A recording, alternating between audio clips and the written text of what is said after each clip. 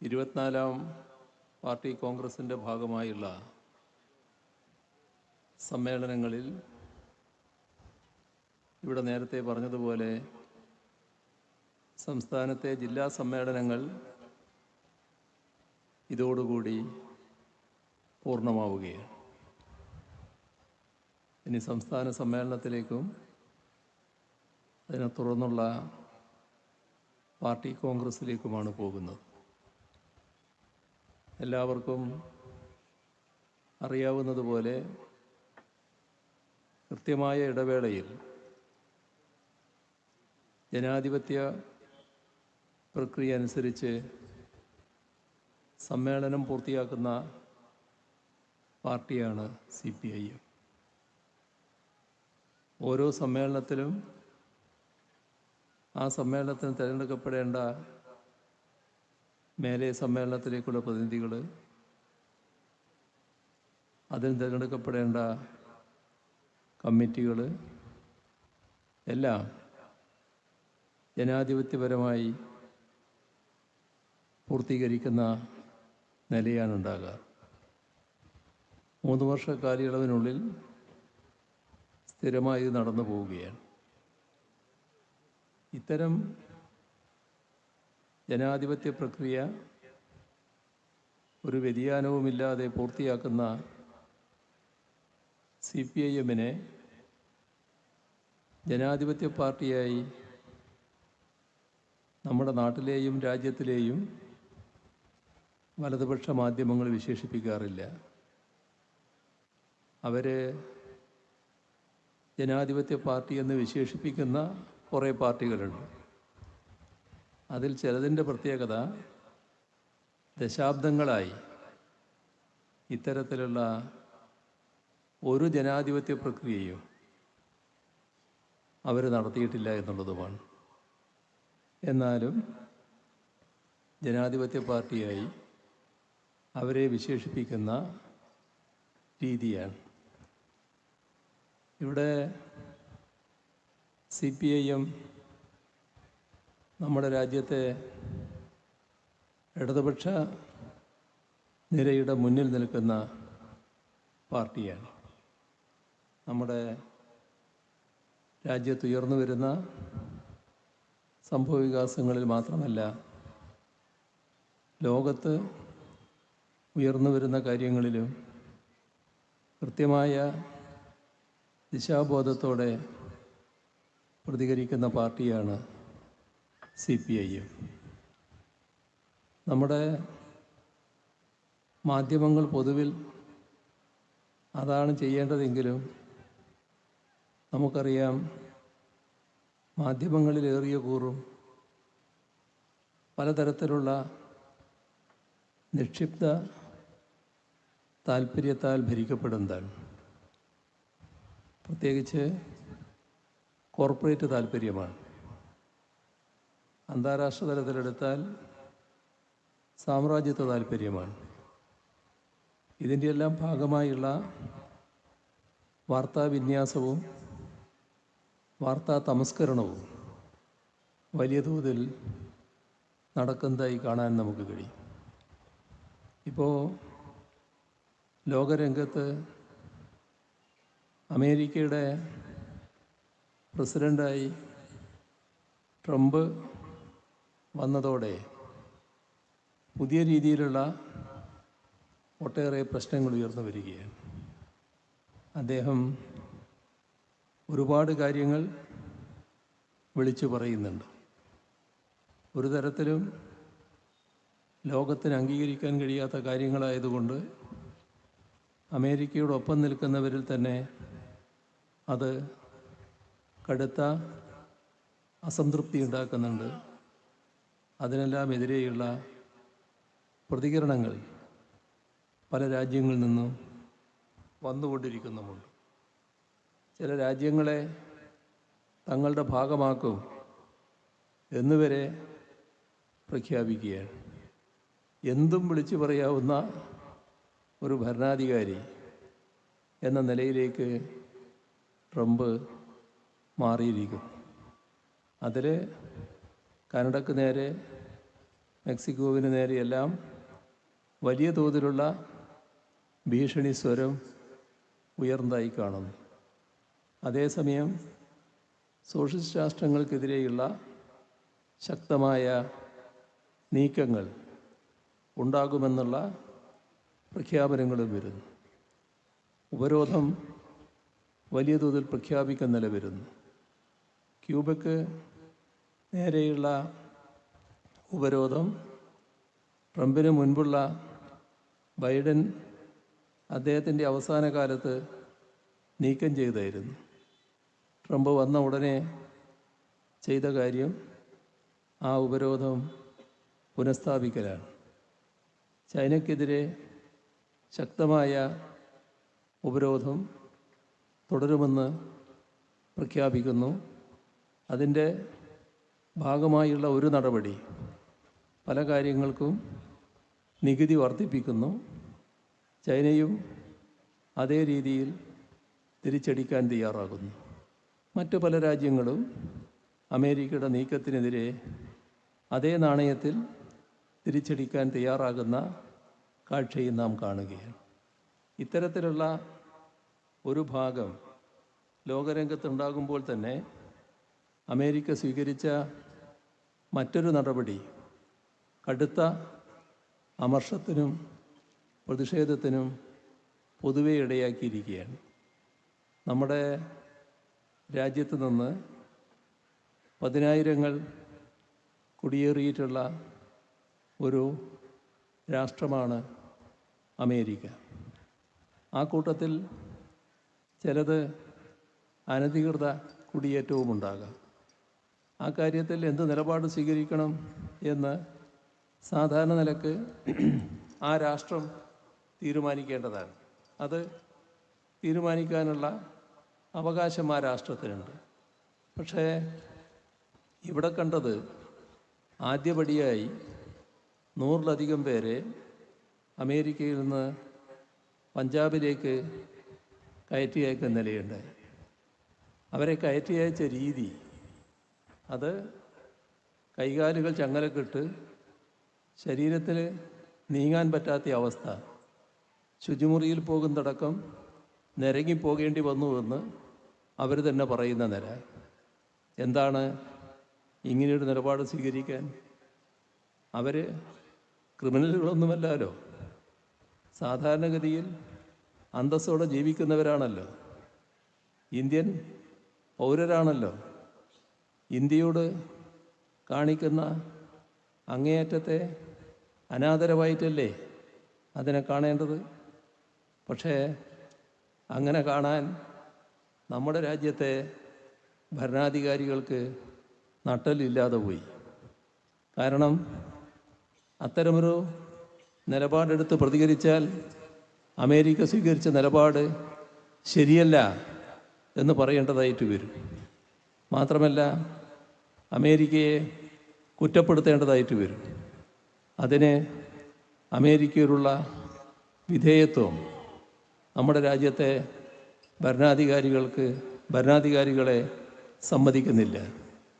അതിൻ്റെ ഭാഗമായി നമ്മുടെ രാജ്യത്തിൻ്റെ വിദേശകാര്യമന്ത്രി തന്നെ പരസ്യമായി പറയുകയാണ്, അമേരിക്ക സാധാരണ ആളുകളെ ഇങ്ങനെയാണ് അയക്കാറ്, അതിൽ ന്യായീകരണവും കണ്ടെത്താൻ നോക്കുകയാണ്. അത് സ്ത്രീകളെയും കുട്ടികളെയും ചങ്ങലക്കിട്ടിട്ടില്ല എന്നുള്ളതാണ്. എന്തൊരു ലജ്ജാകരമായ അധപ്പതനമാണ് എന്ന് നോക്കണം.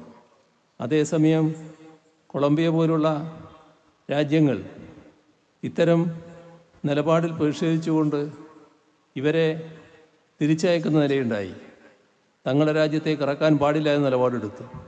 അന്തസ്സോടെ അയക്കണം അവരെ, ഈ തരത്തിൽ അപമാനിച്ചയക്കുകയല്ല വേണ്ടത് എന്ന നിലപാടെടുത്ത് പ്രതിഷേധിക്കുന്ന രാജ്യങ്ങളെ നാം കണ്ടു. അത്തരത്തിലുള്ള ഒരു പ്രതിഷേധ സ്വരവും ഇന്ത്യയുടെ ഭാഗത്തുനിന്നുണ്ടായില്ല. അതേസമയം നേരെ അമേരിക്കൻ പ്രസിഡന്റിനെ കണ്ട് കാര്യങ്ങൾ ചർച്ച ചെയ്യാൻ നമ്മുടെ രാജ്യത്തിൻ്റെ പ്രധാനമന്ത്രി പോവുകയാണ്. ആ പോക്കിലും വിചിത്രമായൊരു കാര്യമുണ്ട്. നേരത്തെ കണ്ടത് നെതന്യാഹു ആണ്. നെതന്യാഹു ആരാണ് എന്ന് നമുക്കെല്ലാവർക്കും അറിയാം. നെതന്യാഹുവിന് ശേഷം തൊട്ടു പിന്നാലെ കാണുന്നത് നരേന്ദ്രമോദിയാണ്. യാദൃശ്ചികമാകാം, എന്നാലും ഒരു പ്രത്യേക പൊരുത്തം ഇത്തരം കാര്യങ്ങളിലെല്ലാം ഉണ്ട്. കൂടുതൽ ആയുധക്കച്ചവടം ഉറപ്പിക്കലാണ് നടക്കാൻ പോകുന്നത്. കൂടുതൽ വിധേയത്വം, അമേരിക്കയോടുള്ള വിധേയത്വം വർദ്ധിപ്പിക്കാനാണ് ഈ സന്ദർശനം ഉപകരിക്കാൻ പോകുന്നത്. തെറ്റായ നിലപാട് സ്വീകരിച്ച അമേരിക്കയുടെ നടപടികൾ, അതിനെ നേരിയ തോതിൽ പോലും വിമർശിക്കാൻ ഈ സന്ദർശനത്തിൽ ഇതേവരെ അനുഭവം വെച്ചാൽ പ്രധാനമന്ത്രി തയ്യാറാകുമെന്ന് പ്രതീക്ഷിക്കാൻ കഴിയില്ല. നമ്മുടെ രാജ്യത്ത് നിന്ന് ധാരാളം ആളുകൾ അമേരിക്കയിൽ കുടിയേറിയിട്ടുണ്ട്. അതിലൊരു ഭാഗം വിദ്യാർത്ഥികളാണ്. ആ വിദ്യാർത്ഥികൾ വെറുതെയല്ല അവിടെ പോകുന്നത്, പണം ചെലവിട്ട് പോവുകയാണ്. അതിൻ്റെ ഭാഗമായി അമേരിക്കയുടെ ഖജനാവിലേക്ക് ആ പണം എത്തുന്നുണ്ട്. അത് വലിയ തോതിൽ ഒരു ഭാഗമാണ് എന്ന് നാം കാണണം. അതേപോലെ തന്നെ ഇന്നത്തെ ലോകത്ത് സ്റ്റെം എന്ന് പറയുന്ന ആ ജോലി സംവിധാനത്തിൽ എല്ലാം നമ്മുടെ രാജ്യത്ത് പഠിച്ച് നല്ല രൂപത്തിൽ യോഗ്യത സമ്പാദിച്ച് അമേരിക്കയിൽ പോയി ജോലിയെടുക്കുന്ന ധാരാളം ആളുകളുണ്ട്. അവരെ ആ രീതിയിൽ വളർത്തിയത് ഇന്ത്യയാണ്. ഇന്ത്യയിൽ നിന്ന് പഠിച്ചാണ് അവർ പോകുന്നത്. അങ്ങനെ അമേരിക്കയുടെ സ്വന്തം കാര്യങ്ങൾക്ക് വേണ്ടി പലതരത്തിലുള്ള സേവനങ്ങൾ നിർവഹിക്കുന്ന ഒരു രാജ്യത്തെ അവർക്കർഹമായ അംഗീകാരം നൽകാതെ അപമാനിക്കുന്ന നില ഒരു തരത്തിലും അംഗീകരിക്കാൻ കഴിയുന്നതല്ല. പക്ഷേ അതൊക്കെ പറയാനുള്ള അഭിമാനബോധം രാജ്യത്തെ ഭരണാധികാരികൾക്കുണ്ടാവണം. അതുണ്ടാകുന്നില്ല എന്നതാണ് നിർഭാഗ്യകരമായ അവസ്ഥ എന്നത് നാം കാണേണ്ടതായിട്ടുണ്ട്. നമ്മുടെ രാജ്യത്തിൻ്റെ പ്രത്യേകതകൾ പരിശോധിച്ചാൽ ഇന്ത്യ ഗവൺമെൻറ് ഈ അടുത്ത കാലത്തായി സ്വീകരിക്കുന്ന നടപടികൾ അത് കൂടുതൽ ജനവിരുദ്ധമായി മാറുകയാണ്. അതിൻ്റെ ഏറ്റവും ഒടുവിലത്തെ തെളിവാണ് നമ്മുടെ രാജ്യത്ത് അവതരിപ്പിച്ച ബജറ്റ്. ആ ബജറ്റിൽ നമ്മുടെ സംസ്ഥാനത്തെ വലിയ തോതിൽ തടയുന്ന നിലയാണ് എടുത്തത്. അതൊരു ഭാഗം, അത് സ്ഥിരമായി സ്വീകരിച്ചു കൊണ്ടിരിക്കുന്ന നിലയാണ്.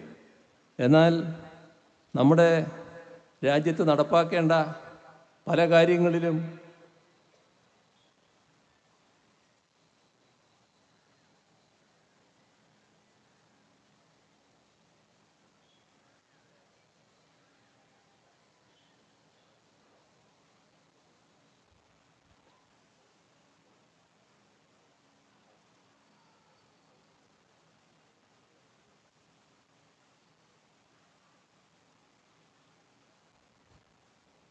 നമ്മുടെ രാജ്യത്ത് നടപ്പാക്കേണ്ട പല കാര്യങ്ങളിലും വലിയ തോതിൽ പുറകോട്ട് പോക്കാണ് ഇന്ത്യ ഗവൺമെൻറ്റിൻ്റെ ഭാഗത്തുനിന്നുണ്ടായിട്ടുള്ളത്.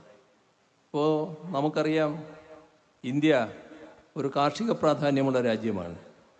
രാജ്യത്തെ കർഷകർക്ക് ആവശ്യമായ സഹായവും സംരക്ഷണവും പിന്തുണയും നൽകേണ്ടതാണ് ഇന്ത്യ ഗവൺമെൻറ്റിൻ്റെ പ്രാഥമിക ബാധ്യത.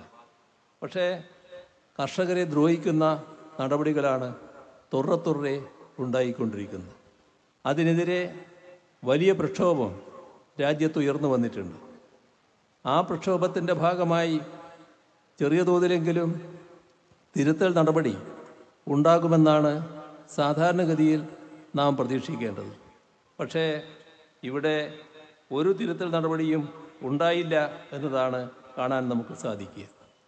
വിള ഇൻഷൂർ ചെയ്യുന്ന പദ്ധതി, ആ വിള ഇൻഷുറൻസ് പദ്ധതിക്ക് ഇത്തവണ കേന്ദ്ര ഗവൺമെൻറ് ചെയ്തത് ആ പദ്ധതിക്ക് നീക്കിവെച്ച തുകയിൽ 1622 കോടി രൂപ വെട്ടിക്കുറച്ചു. അപ്പോൾ 1622 കോടി രൂപയുടെ കുറവ് വിള ഇൻഷുറൻസിൻ്റെ കാര്യത്തിൽ തന്നെ കേന്ദ്ര ഗവൺമെൻറ് വരുത്തിയിരിക്കുന്നു. അതേസമയം വളം സബ്സിഡി അതിലും വലിയ തോതിൽ കുറവാണ് വരുത്തിയിട്ടുള്ളത്. 26,000 കോടി രൂപയുടെ കുറവ് വളം സബ്സിഡിയുടെ കാര്യത്തിൽ ഇന്ത്യ ഗവൺമെൻറ് വരുത്തിയിരിക്കുകയാണ്. നമ്മുടെ രാജ്യത്ത് ഒരു ഘട്ടത്തിൽ ഒന്നാം UPA ഗവൺമെൻറ്റിന് ഇടതുപക്ഷം പിന്തുണ കൊടുത്തിരുന്ന കാലത്ത് ഇടതുപക്ഷത്തിൻ്റെ കൂടി ഇടപെടലിൻ്റെ ഭാഗമായി നടപ്പാക്കപ്പെട്ട ഒന്നായിരുന്നു തൊഴിലുറപ്പ് പദ്ധതി. ആ തൊഴിലുറപ്പ് പദ്ധതിയിൽ വലിയ വെട്ടിക്കുറവ് കഴിഞ്ഞ കാലങ്ങളിൽ വരുത്തി. കഴിഞ്ഞ വർഷത്തേത് വലിയ വെട്ടിക്കുറവായിരുന്നു. അതിനെതിരെ വലിയ വിമർശനങ്ങൾ ഉയർന്നു വന്നു. അതിൽ ചില്ലറ വർധനവ് ഏതായാലും വരുമെന്നാണ് രാജ്യമാകെ പ്രതീക്ഷിച്ചത്. പക്ഷേ ഒരു പൈ വർദ്ധിപ്പിക്കാൻ ഈ ബജറ്റിൽ കേന്ദ്ര ഗവൺമെൻറ് തയ്യാറായില്ല. നമ്മുടെ രാജ്യത്തെ ദയനീയാവസ്ഥ, പരമദരിദ്ര കുടുംബങ്ങൾ ധാരാളമാണ് ഇന്ത്യയിൽ. ഇന്ത്യ രാജ്യത്തെ രാജ്യങ്ങളുടെ ഒരു പട്ടികയിൽ കണക്കാക്കിയാൽ ദരിദ്രാവസ്ഥയിൽ 105-ാം സ്ഥാനത്താണ് നമ്മുടെ രാജ്യം നിൽക്കുന്നത്. അതിപ്പോൾ കുറച്ചുകൂടി വർദ്ധിച്ചിട്ടുണ്ടാകും. കുറച്ച് മുമ്പുള്ള കണക്കാണ്. ഒരു തരത്തിലും നമ്മൾ ഈ ദരിദ്രാവസ്ഥ കുറച്ചു കൊണ്ടുവരികയല്ല, പാവപ്പെട്ടവർ കൂടുതൽ പാപ്പരീകരിക്കപ്പെടുകയാണ്. സമ്പന്നർ കൂടുതൽ സമ്പന്നരായി മാറുകയാണ്. അത്തരമൊരു നയമാണ് ഇവിടെ നടപ്പാക്കുന്നത്. ഒരു നേരത്തെ ആഹാരത്തിന് വഴിയില്ലാത്ത കോടിക്കണക്കിന് ആളുകളാണ് നമ്മുടെ രാജ്യത്ത് ജീവിക്കുന്നത്. നമ്മുടെ തൊട്ട് ഉള്ള അയൽപക്ക രാഷ്ട്രങ്ങൾ എല്ലാറ്റിനെയും മനസ്സിൽ കണ്ടോളൂ. ഒരു രാഷ്ട്രവും നമ്മുടെ പുറകിലില്ല. എല്ലാം നമുക്ക് വളരെ മുന്നിലാണ്. അവിടങ്ങളിൽ ഉള്ളതിനേക്കാളും കൂടുതൽ ദാരിദ്ര്യം നമ്മുടെ രാജ്യം അനുഭവിക്കുന്നു. അപ്പോൾ സാധാരണഗതിയിൽ ഭക്ഷ്യ സബ്സിഡി നല്ല രീതിയിൽ അനുവദിച്ചു പോകേണ്ടതാണ്. പക്ഷേ ഇത്തവണ ഇന്ത്യ ഗവൺമെൻറ് ചെയ്തത് 7 ലക്ഷം കോടി രൂപയുടെ കുറവാണ് ഭക്ഷ്യ സബ്സിഡിയുടെ കാര്യത്തിൽ വരുത്തിയത്. എന്തൊരു ക്രൂരതയാണെന്ന് നോക്കണം. സാധാരണക്കാരെ, പാവപ്പെട്ടവരെ തെല്ലും പരിഗണിക്കാത്ത നിലപാടാണ് ഇന്ത്യ ഗവൺമെൻറ്റിൻ്റെ ഭാഗത്ത് നിന്ന് ഉണ്ടാകുന്നത്. ഇതെല്ലാം നമ്മുടെ രാജ്യത്തെ സാധാരണക്കാരെ ഏറ്റവും കൂടുതൽ പ്രതികൂലമായി ബാധിക്കുന്ന കാര്യമാണ് എന്നത് പ്രത്യേകിച്ച് പറയേണ്ടതില്ല. നമ്മുടെ സംസ്ഥാനത്തോട് എല്ലാ കാലത്തും ഒരുതരം ശത്രുതാപരമായ നിലപാടാണ് സ്വീകരിച്ചു പോകുന്നത്. എന്താണ് അതിനടിസ്ഥാനമെന്നത് നമുക്കാർക്കും മനസ്സിലാക്കാൻ കഴിയില്ല. നമ്മുടെ കേരളത്തെ ഈ രീതിയിൽ അവഗണിക്കുന്നതിന് മാത്രം എന്ത് കുറ്റം കേരളം ചെയ്തിരിക്കുന്നു? ഇന്ത്യയുടെ പൊതുവായ ഭൂപടമെടുത്താൽ അതിൽ നേട്ടങ്ങളുടേതായ ഒരുപാട് കഥകൾ പറയാനുള്ള നാടാണ് കേരളം. നമ്മൾ പറയുന്നതല്ല, നമുക്ക് ചാർത്തിത്തന്ന മികവുകളുണ്ട്. ഇന്ത്യ ഗവൺമെൻറ് അടക്കം ചാർത്തിത്തന്ന മികവുകൾ. പക്ഷേ ബജറ്റ് വരുമ്പോൾ സഹായമില്ല. ഒരു സംസ്ഥാനം പ്രവർത്തിച്ചു പോകുന്നതിന് സംസ്ഥാനത്തിൻ്റെ വരുമാനം മാത്രമല്ല, അതിൽ ഇന്ത്യ ഗവൺമെൻറ് നൽകേണ്ട സഹായമുണ്ട്.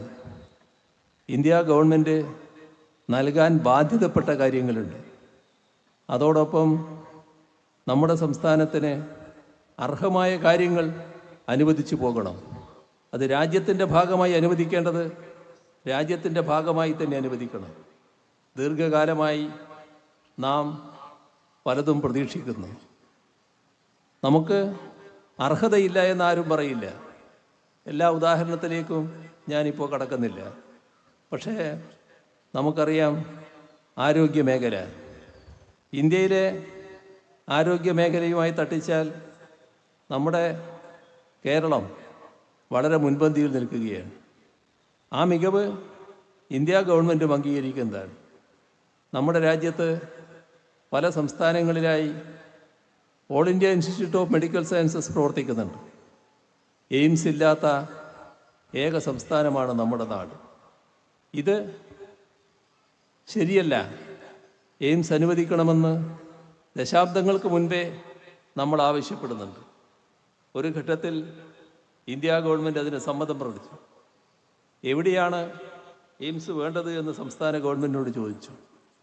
സംസ്ഥാന ഗവൺമെൻറ് 4 സ്ഥലങ്ങൾ നിർദ്ദേശിച്ചു. അതിലേതെങ്കിലും ഒരു സ്ഥലത്ത് എന്നാണ് അന്ന് പറഞ്ഞത്. അപ്പോൾ ഇന്ത്യ ഗവൺമെൻറ് പറഞ്ഞു, അങ്ങനെ പറഞ്ഞാൽ പറ്റില്ല, ഒരു പ്രത്യേക സ്ഥലം പറയണം. അങ്ങനെയാണ് LDF സർക്കാർ ഒരു പ്രത്യേക സ്ഥലം തന്നെ നിർദ്ദേശിച്ചത്. ആ സ്ഥലം നിർദ്ദേശിച്ചിട്ടും ഒരു നടപടിയും കേന്ദ്ര ഗവൺമെൻറ് ഭാഗത്തുനിന്നില്ല. ഒരു നടപടിയും തുടരുന്നില്ല. വിവിധ തലങ്ങളിൽ കണ്ട് സംസാരിച്ചിട്ടുണ്ട്. പ്രധാനമന്ത്രി അടക്കം കണ്ടിട്ടുണ്ട്. ആ ഘട്ടത്തിലെല്ലാം ഇപ്പം കിട്ടി എന്ന തോന്നലോടുകൂടിയാണ് സംസാരിക്കുന്നവർ തിരിച്ചു വരിക. പക്ഷേ അനുവദിക്കില്ല എന്ന് മാത്രം. ഇത്തവണയും ഇല്ല. ഇതാണ് അവസ്ഥ. കേരളം എന്ന ഒരു പേര് പരാമർശിക്കാത്ത ഒരു ബജറ്റായി ഈ കഴിഞ്ഞ ബജറ്റ് മാറി. ഇവിടെ നാം ചിന്തിക്കേണ്ട ഒരു കാര്യം, ഇത്തരമൊരു കാര്യത്തെ ശരിയായ രീതിയിൽ കാണാനും പ്രതികരിക്കാനും നമ്മുടെ നാട്ടിൽ എല്ലാവരും തയ്യാറാകുന്നുണ്ടോ?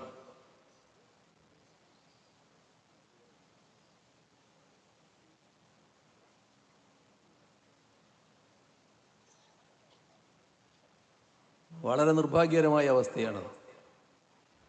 കേന്ദ്രമന്ത്രിമാരായിരുന്നവർ പറഞ്ഞ വാചകങ്ങളെക്കുറിച്ചല്ല ഞാൻ പറയുന്നത്. കാരണം അവർ ഈ നെറികേടിൻ്റെ ഭാഗമായി നിന്നവരാണ്. ആ നെറികേട് കൂടുതൽ നെറികെട്ട ഭാഷയിൽ അവരവതരിപ്പിച്ചു എന്ന് മാത്രമേ ഉള്ളൂ. അങ്ങനെ അതിനെ കാണേണ്ടതായിട്ടുണ്ട്. എന്നാൽ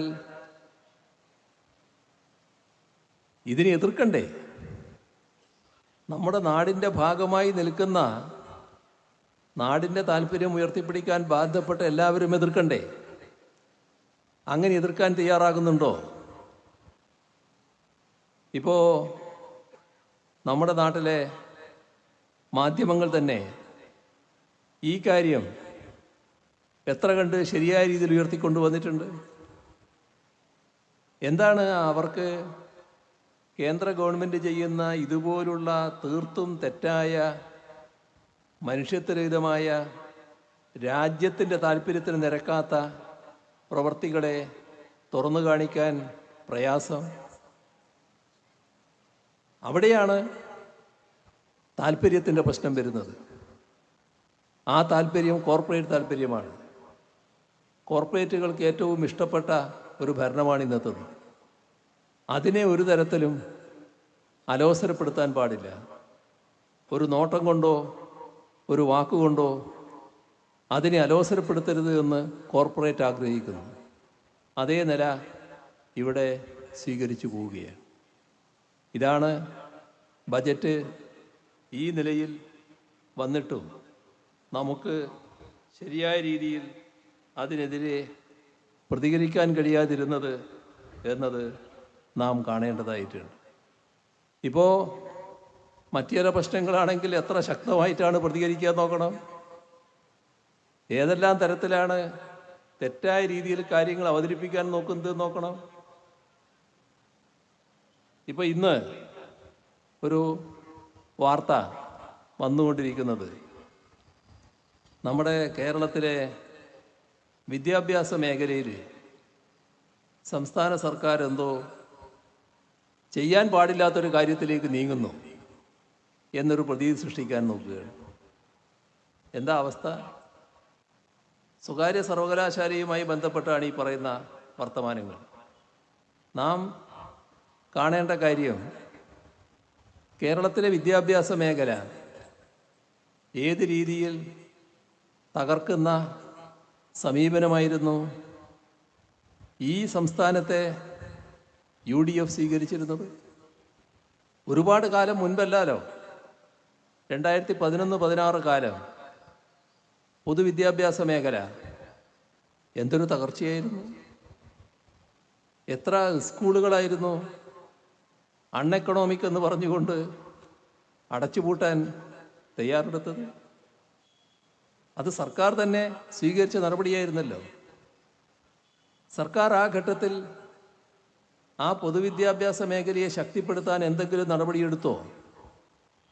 എന്നാൽ അതേസമയം ആവശ്യമില്ലാത്ത ഒട്ടേറെ കാര്യങ്ങളിൽ വലിയ താല്പര്യം കാണിച്ചില്ലേ? അൺഎയ്ഡഡ് സ്ഥാപനങ്ങൾ കൊണ്ടുവരുന്നതിൽ, അൺഎയ്ഡഡ് കോഴ്സുകൾ അനുവദിക്കുന്നതിൽ, ആ അൺഎയ്ഡഡ് കാര്യങ്ങൾക്ക് വലിയ മഹത്വം ചാർത്തിക്കൊടുക്കുന്നതിൽ എല്ലാം വലിയ താല്പര്യമായിരുന്നില്ലേ UDF കാണിച്ചത്? സംഭവിച്ചത് എന്താണ്? ഒരു ഭാഗത്ത് പൊതുവിദ്യാഭ്യാസം തകർന്നു, അതേസമയം നല്ല തോതിൽ ഈ പറഞ്ഞ സ്വകാര്യ ലാഭേച്ഛയോടുകൂടി പ്രവർത്തിക്കുന്ന സ്ഥാപനങ്ങൾക്ക് അഭിവൃദ്ധി ഉണ്ടാക്കി. പൊതുമേഖലയിൽ നിന്ന്, പൊതുവിദ്യാഭ്യാസ മേഖലയിൽ നിന്ന് 10 ലക്ഷത്തോളം കുട്ടികൾ, 5 ലക്ഷത്തോളം കുട്ടികൾ കൊഴിഞ്ഞുപോയി. അവര് പൊതുവിദ്യാഭ്യാസ സ്ഥാപനങ്ങൾ വിട്ട് അപ്പുറത്ത് പോയി. സന്തോഷം UDFന്. ഒരു നടപടിയും പൊതുവിദ്യാഭ്യാസ മേഖലയെ സംരക്ഷിക്കാനില്ല. അന്ന് കണക്കാക്കിയത് 4000-ഓളം സ്കൂളുകൾ അൺഎക്കണോമിക് എന്നായിരുന്നു. ഈ സാഹചര്യത്തിലായിരുന്നു 2016 LDF സർക്കാർ അധികാരത്തിൽ വരുന്നത്. എന്തായി? വിദ്യാഭ്യാസ മേഖലയിലുള്ള ഇടപെടൽ എവിടെ എത്തിച്ചു? എങ്ങനെയാണ് മാറ്റം വന്നത്? ആ മാറ്റത്തിന് പൊതുവിദ്യാഭ്യാസ മേഖലക്ക് പിന്തുണ കൊടുക്കാനുള്ള നടപടികൾ സർക്കാർ സ്വീകരിച്ചു. പൊതുവിദ്യാഭ്യാസ സംരക്ഷണ യജ്ഞം, അതിലൂടെ വലിയ മാറ്റം. ആ വലിയ മാറ്റത്തിൻ്റെ ഭാഗം എന്താണ് ഇന്ന്? ഇന്ന് കേരളത്തിലെ സ്കൂളുകൾ ഹൈടെക് സ്കൂളുകളാണ്, സ്മാർട്ട് ക്ലാസ് റൂമുകളാണ്, എല്ലാ പശ്ചാത്തല സൗകര്യവും ഒരുക്കിയിരിക്കുന്നു. ആ വഴിയിൽ നമ്മൾ വളരെ മുന്നോട്ട് പോയിരിക്കുന്നു. അക്കാദമിക് നിലവാരം വർദ്ധിച്ചിരിക്കുന്നു. 5 ലക്ഷം കൊഴിഞ്ഞുപോയ സ്ഥാനത്ത് 10 ലക്ഷം തിരികെ പൊതുവിദ്യാഭ്യാസ മേഖലയിലേക്ക് തിരിച്ചു വരുന്ന അവസ്ഥയുണ്ടായിരിക്കുന്നു. ഇത് UDF ആയിരുന്നെങ്കിൽ സംഭവിക്കുമായിരുന്നോ? UDF ആണെങ്കിൽ പൊതുവിദ്യാഭ്യാസ മേഖല ആകെ തകർന്നു പോയിട്ടുണ്ടാകുമായിരുന്നില്ലേ? അപ്പോൾ LDFനെ കുറിച്ച് പറയുമ്പോൾ ഈ കാര്യങ്ങൾ ഓർക്കണം, അത് മറന്നു പോകരുത്.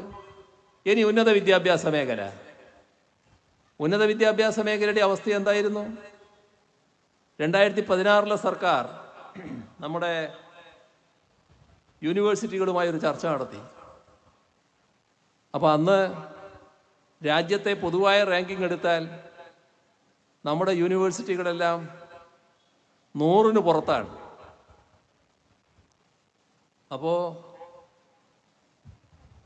ഉന്നത വിദ്യാഭ്യാസ മേഖലയെ ശാക്തീകരിക്കണമെന്ന നിലപാടുകളെടുത്തു. അതിൻ്റെ ഭാഗമായുള്ള ചർച്ചകൾ വലിയ തോതിൽ നടന്നു, നടപടികളും സ്വീകരിച്ചു. നല്ല ഇടപെടലാണ് എല്ലാ യൂണിവേഴ്സിറ്റികളും നടത്തിയത്. വൈസ് ചാൻസലർമാർ പ്രത്യേക താല്പര്യം തന്നെ എടുത്തു. യോഗ്യരായ വൈസ് ചാൻസലർമാർ ആ ഘട്ടത്തിൽ ഇരിക്കുന്നുണ്ടായിരുന്നു. എല്ലാവരും നല്ല രീതിയിൽ ഇടപെട്ടു. എന്താ അതിൻ്റെ ഫലം? ഇന്ത്യയിലെ പൊതു യൂണിവേഴ്സിറ്റികൾ എടുത്താൽ നമ്മുടെ കേരളത്തിലെ 3 യൂണിവേഴ്സിറ്റികൾ ആദ്യത്തെ 12-ലുണ്ട്. അതാണ് നാം കാണേണ്ടത്. കേരളയും കൊച്ചിയും ഗാന്ധിയും. 9-ാം സ്ഥാനത്ത് കേരള യൂണിവേഴ്സിറ്റി, 10-ാം സ്ഥാനത്ത് കൊച്ചിൻ യൂണിവേഴ്സിറ്റി, 11-ാം സ്ഥാനത്ത് ഗാന്ധി യൂണിവേഴ്സിറ്റി, 43-ാം സ്ഥാനത്ത് കാലിക്കറ്റ് യൂണിവേഴ്സിറ്റി. ഇത് ഉന്നത വിദ്യാഭ്യാസ മേഖല എങ്ങനെ മാറി വന്നു എന്നുള്ള തെളിവല്ലേ? നമ്മുടെ കേരളത്തിലെ നിരവധി കോളേജുകൾ ഈ റാങ്കിങ്ങിൽ നല്ല നിലവാരത്തിലേക്ക് എത്തിയിരിക്കുന്നു. മാറ്റം എങ്ങനെ വരുന്നു എന്നുള്ളതല്ലേ അത് കാണിക്കുന്നത്. ഇപ്പോൾ 2021 LDF-ന് തുടർ ഭരണം ജനങ്ങൾ തീരുമാനിച്ചപ്പോൾ അതിലുള്ള ഒരു പ്രഖ്യാപനം ഉന്നത വിദ്യാഭ്യാസ മേഖലയിൽ ഫലപ്രദമായി ഇടപെടുമെന്നായിരുന്നു. ആ ഇടപെടൽ തുറന്നുകൊണ്ടിരിക്കുകയാണ്. അതിൻ്റെ ഭാഗമായാണ് ഇത്തരം മാറ്റങ്ങൾ വന്നത്. ഉന്നത വിദ്യാഭ്യാസ മേഖലയിലെ മാറ്റത്തെ ആർക്കെങ്കിലും കണ്ടില്ല എന്ന് വെക്കാൻ പറ്റുമോ? ഞങ്ങൾ ഇതുകൊണ്ട് തൃപ്തരല്ല. ഇനിയും മുന്നോട്ട് പോകേണ്ടതുണ്ട്. ആ മുന്നോട്ട് കൊണ്ടുപോകുന്നതിനുള്ള നടപടികൾ തന്നെയാണ് സ്വീകരിച്ചു പോകുന്നത്. വിദ്യാഭ്യാസ രംഗത്ത് വരുന്ന ഒട്ടേറെ പരിഷ്കാരങ്ങളുണ്ട്. ഇന്ന് ഇന്ത്യയിൽ 26 സംസ്ഥാനങ്ങളിൽ പ്രൈവറ്റ് യൂണിവേഴ്സിറ്റികളുണ്ട്. നമ്മുടെ കേരളത്തിൻ്റെ വിദ്യാഭ്യാസ മേഖല നല്ല രീതിയിൽ യശസ് നേടിയ വിദ്യാഭ്യാസ മേഖലയാണ്. ഒരുപാട് വിദ്യാഭ്യാസ സ്ഥാപനങ്ങൾ, പൊതുമേഖലയുള്ളത് ഞാൻ പറഞ്ഞു, സ്വകാര്യ മേഖലയിൽ നല്ല രീതിയിൽ പ്രവർത്തിക്കുന്നവയുണ്ട്. ആ പ്രവർത്തിക്കുന്ന സ്ഥാപനങ്ങൾക്ക് പല രീതിയിൽ പുതിയ തരത്തിൽ പ്രവർത്തിക്കണമെന്ന ആഗ്രഹങ്ങളുണ്ട്. അതിന് തടസ്സം നിൽക്കണോ? വിദ്യാഭ്യാസ കച്ചവടത്തിൻ്റെ അവസരമൊരുക്കി കൊടുക്കുകയല്ല, എന്നാൽ വിദ്യാഭ്യാസ രംഗത്ത് കൂടുതൽ മികവ് നേടുന്നതിനാവശ്യമായ ഇടപെടൽ ഉണ്ടാവുക എന്ന് പ്രധാനമാണ്. അപ്പോൾ സ്വകാര്യ യൂണിവേഴ്സിറ്റിയെ സംബന്ധിച്ചുള്ള കാര്യങ്ങൾ ഉയർന്നു വന്നപ്പോൾ മറ്റെല്ലായിടങ്ങളിലുമുള്ള കാര്യം കേരളത്തിൽ അനുവദിച്ചുകൂടെ എന്ന ചോദ്യം സ്വാഭാവികമായി ഞങ്ങൾ നേരിട്ടു. എന്തു ചെയ്യും? വേണ്ടാന്ന് വെക്കണോ? അത് അനുവദിക്കുന്നതാണ് നല്ലത് എന്ന നിലപാട് ഞങ്ങൾ എടുത്തു. അനുവദിക്കുമ്പോൾ കേരളത്തിൻ്റെതായ പ്രത്യേകതകൾ സൂക്ഷിക്കണം. ആ പ്രത്യേകതകളിൽ ഒന്ന്, ആ രംഗത്ത് നമ്മുടെ സംസ്ഥാനത്ത് സാമൂഹ്യനീതി ശരിയായ രീതിയിൽ പ്രതിഫലിപ്പിക്കാനാവണം. വെറും കച്ചവട മനസ്ഥിതിയോടെ സമീപിക്കുന്ന നില വരരുത്. അതിനുള്ള വ്യവസ്ഥകൾ ബില്ലിലുണ്ടാവുക എന്താണ് പ്രധാനം. പട്ടികജാതി പട്ടികവർഗ വിഭാഗങ്ങൾക്കുള്ള റിസർവേഷൻ, അവരുടെ ഫീസ് നിരക്ക്, ഈ കാര്യങ്ങളെല്ലാം കൃത്യമായി വ്യവസ്ഥ ചെയ്യപ്പെടണം. അതോടൊപ്പം പൊതുവായ റിസർവേഷൻ, അതുമായും വ്യക്തത ഉണ്ടാക്കണമെന്ന് തന്നെയാണ് കണ്ടത്. ഇത്തരത്തിലുള്ള വ്യക്തതകളോടുകൂടിയാണ് നമ്മുടെ കേരളത്തിൽ ഈ പറയുന്ന ബില്ല് തന്നെ അവതരിപ്പിക്കാൻ പോകുന്നത്. അത് അവതരിപ്പിച്ചു കഴിഞ്ഞാൽ അതുമായി ബന്ധപ്പെട്ട് ഒരുപാട് ചർച്ചകൾ വരും. ആ ചർച്ചയുടെ ഭാഗമായി തീരുമാനങ്ങളിലേക്കും എത്തും. അപ്പോഴാണ് ബില്ല് പ്രാവർത്തികമാവുക. കിട്ടിപ്പോയൊരവസരം LDF-നെയും സർക്കാരിനെയും ഇതിൻ്റെ ഭാഗമായി ഒന്ന് വിമർശിച്ച് കളയാം എന്ന് കരുതി പുറപ്പെടുന്നവർ, അതൊന്നും LDF-നെയും സർക്കാരിനെയും ബാധിക്കുന്ന കാര്യമല്ല. LDF-ഉം സർക്കാരും കാര്യങ്ങൾ ചെയ്യുന്നുണ്ടെങ്കിൽ അത് സാമൂഹ്യനീതി അധിഷ്ഠിതമായ കാര്യങ്ങളായിരിക്കും എന്നത് അവർ മനസ്സിലാക്കണം. എന്താണ് അവരോട് ഈ ഘട്ടത്തിൽ പറയാനുള്ളത്? നമ്മുടെ സംസ്ഥാനത്തെ വലിയ തോതിൽ ദ്രോഹിക്കുന്ന നടപടികൾ കേന്ദ്ര ഗവൺമെൻറ് തുറന്നു വരുന്നു നമുക്കറിയാം. വലിയ ഇടപെടലാണ് കേരളത്തെ പിന്നോട്ടടിപ്പിക്കുന്നതിന് സ്വീകരിച്ചു വരുന്നത്. അതിൻ്റെ ഭാഗമായി നമുക്ക് അർഹതപ്പെട്ട പലതും നിഷേധിക്കുന്നു. ഞാൻ നേരത്തെ പറഞ്ഞതുപോലെ സംസ്ഥാനത്തിൻ്റെ വരുമാനം എന്നത് സംസ്ഥാനം ഉണ്ടാക്കുന്ന വരുമാനം മാത്രമല്ല, ആ വരുമാനത്തോടൊപ്പം കേന്ദ്ര ഗവൺമെൻറ് നൽകേണ്ട വിഹിതമുണ്ട്. അതിനോടൊപ്പം എടുക്കാവുന്ന വായ്പയുണ്ട്. ഇതെല്ലാം കൂടി ചേർത്തതാണ് സംസ്ഥാന വരുമാനം. ആ സംസ്ഥാന വരുമാനം വലിയ തോതിൽ കുറക്കുന്നു എന്നതാണ് നാം അനുഭവിക്കുന്ന വിഷമം. നമ്മുടെ തനത് വരുമാനത്തിൽ കുറവ് വരുന്നില്ല, എന്നാൽ കേന്ദ്ര ഗവൺമെൻറ് തരേണ്ട വിഹിതം കൃത്യമായി നൽകുന്നില്ല. വലിയ കുറവ് അതിൽ വരുത്തിയിരിക്കുന്നു.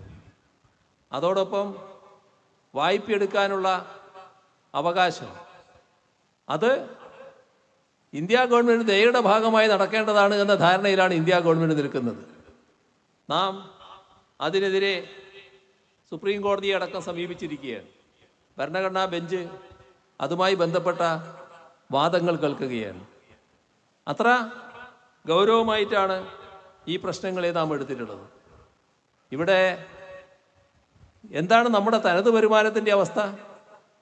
നേരത്തെ നമ്മുടെ തനത് വരുമാനം 55,000 കോടി രൂപയായിരുന്നു. ആ 55,000 കോടിയിൽ നിന്ന് ആകെ തനത് വരുമാനം 55,000 കോടിയിൽ നിന്ന് 1,04,000 കോടി രൂപയായി നമുക്ക് വർദ്ധിപ്പിക്കാനായി. ഇതിൽ നാം ശ്രദ്ധിക്കേണ്ട കാര്യം, തനത് നികുതി വരുമാനമുണ്ട്. ഇപ്പോൾ കഴിഞ്ഞ 3 വർഷത്തെ കണക്കെടുത്താൽ കഴിഞ്ഞ കാലത്ത് നമുക്കുണ്ടായിരുന്ന തനത് നികുതി വരുമാനം 47,000 കോടി രൂപയായിരുന്നു. ഇപ്പോഴത് 81,000 കോടി രൂപയായി വർദ്ധിപ്പിക്കാൻ നമുക്ക് കഴിഞ്ഞു. അപ്പോൾ ഏത് കണക്കെടുത്താലും നമ്മുടെ തനത് വരുമാനം നല്ല രീതിയിൽ വർദ്ധിച്ചിരിക്കുകയാണ്. ഇവിടെ നമ്മുടെ കടത്തിൻ്റെ തോത് വല്ലാതെ വർദ്ധിക്കുന്നുവെന്ന് ചിലരെല്ലാം ആക്ഷേപിക്കാറുണ്ടല്ലോ.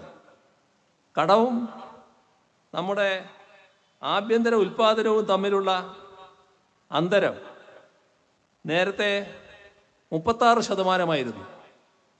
നമ്മൾ വർദ്ധിക്കുകയല്ല ചെയ്തത്, അത് 34% കുറക്കാൻ നമുക്ക് കഴിഞ്ഞു. അപ്പോൾ വല്ലാതെ വർദ്ധിക്കുന്ന അവസ്ഥയല്ല ഉണ്ടാകുന്നത് എന്നാണ് ഇതിലൂടെ നമുക്ക് കാണാൻ കഴിയുന്നത്. എന്നാൽ അതേസമയം ശ്രദ്ധിക്കേണ്ട ഒരു കാര്യം, സംസ്ഥാനത്തിൻ്റെ ചെലവുകൾ, ആ ചെലവെടുത്ത് പരിശോധിച്ചാൽ സംസ്ഥാന സർക്കാരാണ് ഈ പറയുന്ന ചെലവ് ഭൂരിഭാഗവും നിർവഹിച്ചു പോകുന്നത്. 70% ചെലവുകൾ സംസ്ഥാന സർക്കാരാണ് വഹിക്കുന്നത്. അടുത്ത വർഷമാകുമ്പോൾ അത് 75% മാറും എന്നാണ് കണക്കാക്കുന്നത്. അതായത് കേന്ദ്ര ഗവൺമെൻറ് വലിയ തോതിൽ ഇത്തരം കാര്യങ്ങളിൽ കുറവ് വരുത്തുന്നു എന്നർത്ഥം. നമ്മുടെ മൊത്തം ആഭ്യന്തര ഉൽപ്പാദനം 12 ലക്ഷം കോടി രൂപ കടന്നു എന്നുള്ളത് കൊണ്ടാണ് ഈ ചെലവുകളെല്ലാം നമുക്ക് വഹിക്കാൻ കഴിയുന്നത്. ഇപ്പോൾ കേരളത്തിൻ്റെ വരുമാനം, ആഭ്യന്തര സ്ഥിതി പരിശോധിച്ചാൽ ഒരു തരത്തിലും നാം വിഷമിക്കേണ്ടവരല്ല. പക്ഷേ വിഷമാവസ്ഥ ഉണ്ടാക്കുന്നത് കേന്ദ്ര ഗവൺമെൻറ് തരേണ്ട കാര്യങ്ങൾ തരാത്തതിൻ്റെ ഭാഗമാണ് എന്നത് നാം കാണേണ്ടതായിട്ടുണ്ട്. ഇതിൽ ശ്രദ്ധിക്കപ്പെടേണ്ട ഒരു കാര്യം, ഈ അടുത്ത നാളിൽ ചിലരൊക്കെ പ്രചരിപ്പിക്കാൻ നോക്കുകയാണ്, നമ്മുടെ വരുമാനം എന്ന് പറയുന്നത് എന്തോ മദ്യത്തിൽ നിന്നുള്ള വരുമാനമാണ് എന്ന്. മദ്യം ഇങ്ങനെ ഒഴുകി അതിൻ്റെ ഭാഗമായുള്ള വരുമാനമാണ് കേരള ഗവൺമെൻറ്റിന്, മറ്റൊരു മേഖലയിലും ഇല്ല എന്നാണ്. എന്നാൽ അടുത്ത കാലത്ത് റിസർവ് ബാങ്ക് ഓഫ് ഇന്ത്യ ഒരു കണക്ക് പ്രസിദ്ധീകരിക്കുകയുണ്ടായി. ആ കണക്കിൽ സംസ്ഥാനത്തിൻ്റെ തനത് നികുതി വരുമാനമുണ്ടല്ലോ, ആ തനത് നികുതി വരുമാനത്തിൻ്റെ 3.7% മാത്രമാണ് മദ്യവിൽപ്പനയിൽ നിന്ന് ലഭിക്കുന്നത്. 3.7%. ഇത് കേരളം. ഒന്ന് അപ്പുറം ഒന്ന് കടന്നോളി, കർണാടകയിലേക്ക്. അവിടെ 21% മദ്യത്തിൽ നിന്നുള്ള വരുമാനം. നമ്മളത് 3.7%. അപ്പോൾ എങ്ങനെയാണ് കേരളത്തിൻ്റെത് വലിയ മധ്യവരുമാനമാണെന്ന് പറയാൻ പറ്റുക? ഇപ്പോൾ BJP-യുടെ ഉത്തർപ്രദേശ് എടുത്താൽ അവിടെ 22%. മധ്യപ്രദേശ് എടുത്താൽ 16%. ഇതെല്ലാം താരതമ്യപ്പെടുത്തിയാൽ നമ്മുടെ കേരളം വളരെ ചെറുതല്ലേ, ചെറിയ വരുമാനമല്ലേ? പക്ഷേ പ്രചരണോ? ഈ വസ്തുത തുറന്നു കാണിക്കാൻ ബാധ്യതപ്പെട്ട നമ്മുടെ മാധ്യമങ്ങൾ തെറ്റായ കാര്യങ്ങൾ ചിത്രീകരിക്കാനല്ലേ എപ്പോഴും ശ്രമിച്ചുകൊണ്ടിരിക്കുന്നത്? നമ്മുടെ വലിയ തോതിൽ വരുമാനം ലഭിക്കുന്ന, മദ്യത്തിൽ നിന്ന് വരുമാനം ലഭിക്കുന്ന സംസ്ഥാനങ്ങളുടെ പട്ടികയെടുത്താൽ ഏതായാലും അതിൽ ആദ്യ ഭാഗത്ത് കേരളമില്ല എന്നത് വ്യക്തമാവുകയാണ്. ഇത്തരം ഒരു സാഹചര്യം നമ്മുടെ സംസ്ഥാനം നേരിടുമ്പോൾ സംസ്ഥാനത്തിൻ്റെ സ്വതവേയുള്ള നിർവഹിക്കേണ്ട കാര്യങ്ങളിൽ ഏതിലെങ്കിലും കേരളം കുറവ് വരുത്തുന്നുണ്ടോ? ഇപ്പോൾ ക്ഷേമപ്രവർത്തനങ്ങൾ,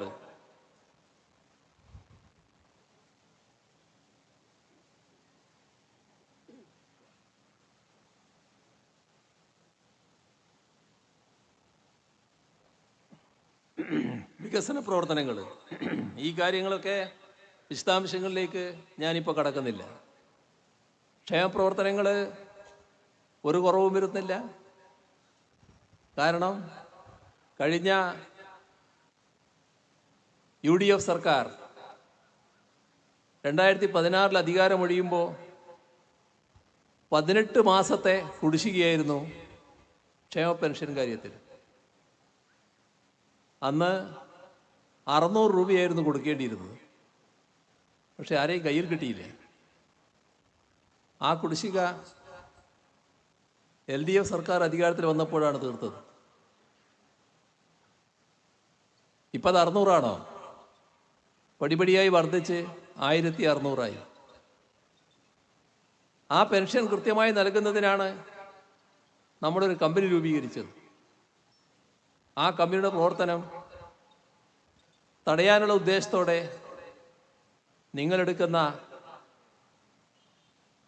വായ്പ സംസ്ഥാനത്തിൻ്റെ വായ്പയായി കണക്കാക്കുമെന്ന് കേന്ദ്ര ഗവൺമെൻറ് തിട്ടൂരമിറക്കി. ഉദ്ദേശം അത് തടയലാണ്. അതോടൊപ്പം ഒരുപാട് ഇടപെടൽ നമ്മുടെ വിഹിതം കുറക്കുന്ന തരത്തിലുണ്ടായി. എല്ലാവർക്കും അറിയാവുന്നതാണ്. ഒരു പ്രത്യേക സാമ്പത്തിക സാഹചര്യം വന്നു, മുന്നോട്ട് പോകാൻ കഴിയാത്ത അവസ്ഥ, നിർഭാഗ്യകരമായ രീതി അതിൻ്റെ ഭാഗമായി വന്നു. ഞങ്ങൾ ആഗ്രഹിച്ചതല്ല, പക്ഷേ ചില മാസങ്ങളിൽ പെൻഷൻ മുടങ്ങി.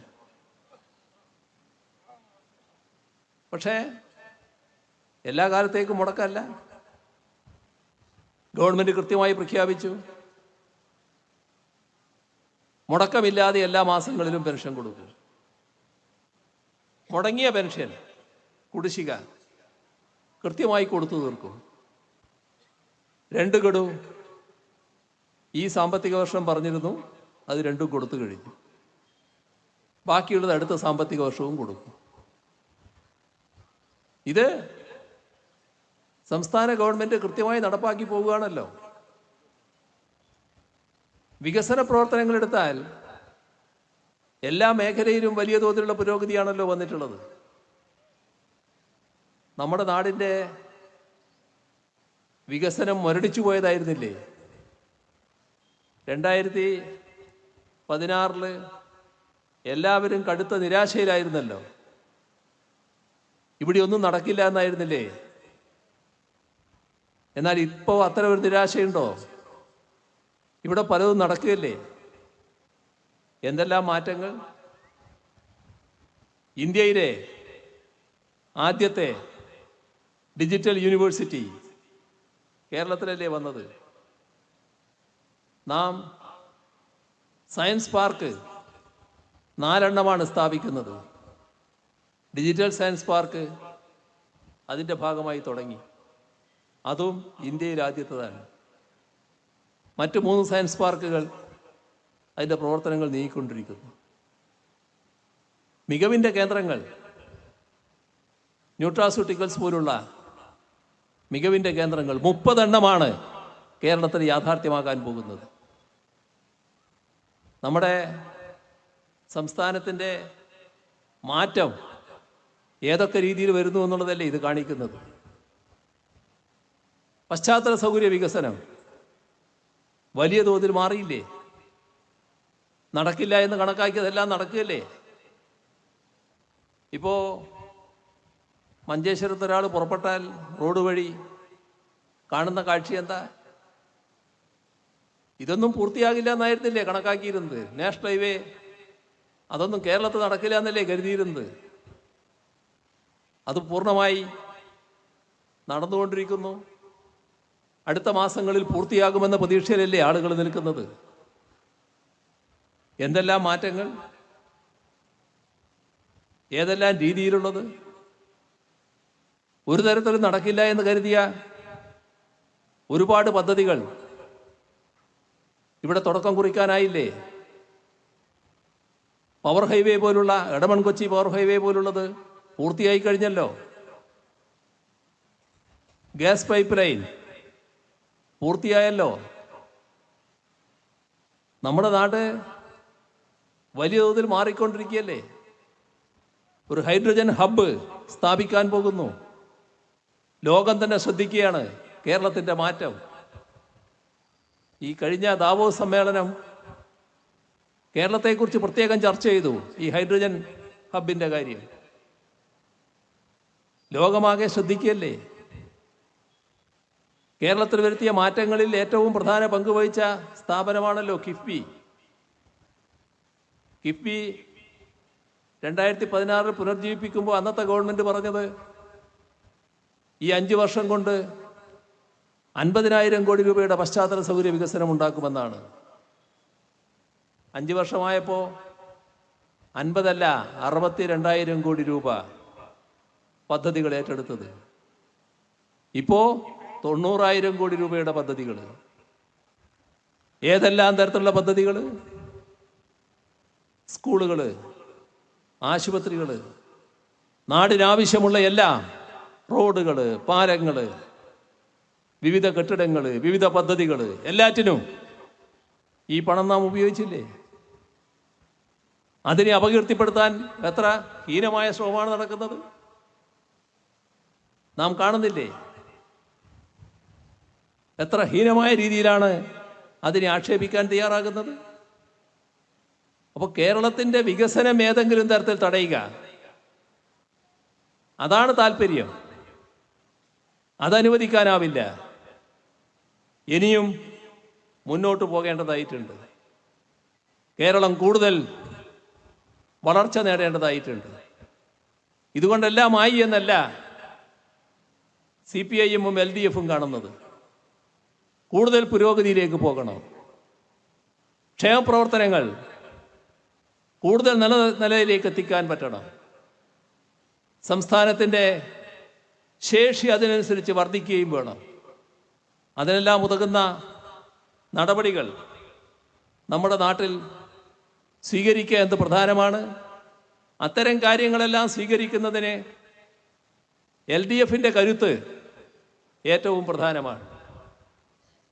അതിൽ CPIM-ൻ്റെ കരുത്ത് വിശേഷാൽ പ്രാധാന്യം അർഹിക്കുന്നതാണ്. ആ CPIM-നെ കൂടുതൽ കരുത്തോടെ വളർത്തിയെടുക്കാനുള്ള തീരുമാനങ്ങളാണ് എല്ലാ ജില്ലാ സമ്മേളനങ്ങളിലും ഒരേപോലെ കാണാൻ കഴിഞ്ഞത്. ഒരേ വികാരം, ഒരേ ദിശാബോധം, അതാണ് പാർട്ടിയിലാകെ ഇന്ന് പ്രകടമായിട്ടുള്ളത്. ആ കാഴ്ചപ്പാട് ശരിയായ രീതിയിൽ നടപ്പിലാക്കാൻ ആവശ്യമായ എല്ലാ സഹായവും പിന്തുണയും മുഴുവൻ ആളുകളിൽ നിന്നും ഉണ്ടാകണം എന്ന് അഭ്യർത്ഥിച്ചുകൊണ്ട് മറ്റു കൂടുതൽ കാര്യങ്ങളിലേക്ക് കടക്കാതെ ഈ സമ്മേളനം ഔപചാരികമായി ഉദ്ഘാടനം ചെയ്ത് അറിയിച്ചുകൊണ്ട് അവസാനിപ്പിക്കുന്നു. നിങ്ങൾക്കെൻ്റെ അഭിവാദ്യം.